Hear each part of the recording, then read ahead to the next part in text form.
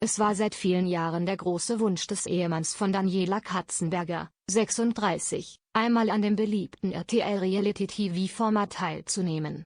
Das lag vor allem daran, dass sein verstorbener Vater Costa Cordalis im Jahr 2004 zum allerersten Dschungelkönig gekrönt wurde. Lukas möchte unbedingt in seine Fußstapfen treten. Das größte Problem für den Schlagerbarden dabei: er bekommt so gut wie keine Sendezeit. Seinen größten Auftritt hatte der 55-Jährige gleich an Tag 1. Im Rahmen einer Dschungelprüfung, zu der allerdings alle Camper antreten mussten, kaute er vergeblich auf einer Büffelzunge herum. Da er es aber nicht innerhalb der vorgegebenen Zeit schluckte, blieb ihm der anvisierte Stern verwehrt. Seitdem herrscht mehr oder weniger Sendepause rund um den gebürtigen Frankfurter. Nur am Montag schaffte er es tatsächlich noch einmal für ein paar Sekunden zurück auf den TV-Bildschirm. Entsprechend verdutzt fielen die Reaktionen im Netz aus. „Okay, wow. Lukas ist ja doch noch Teil der Show“, twitterte ein User.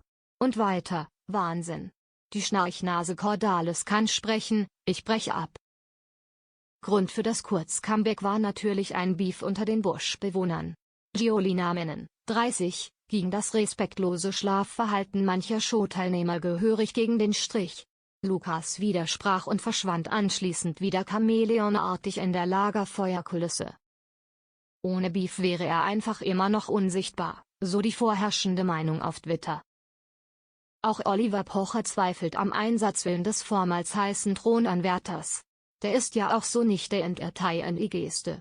„Ich weiß jetzt auch nicht, warum man den unbedingt nochmal dabei haben sollte oder wollte oder müsste“, erklärte der Comedian gegenüber RTL.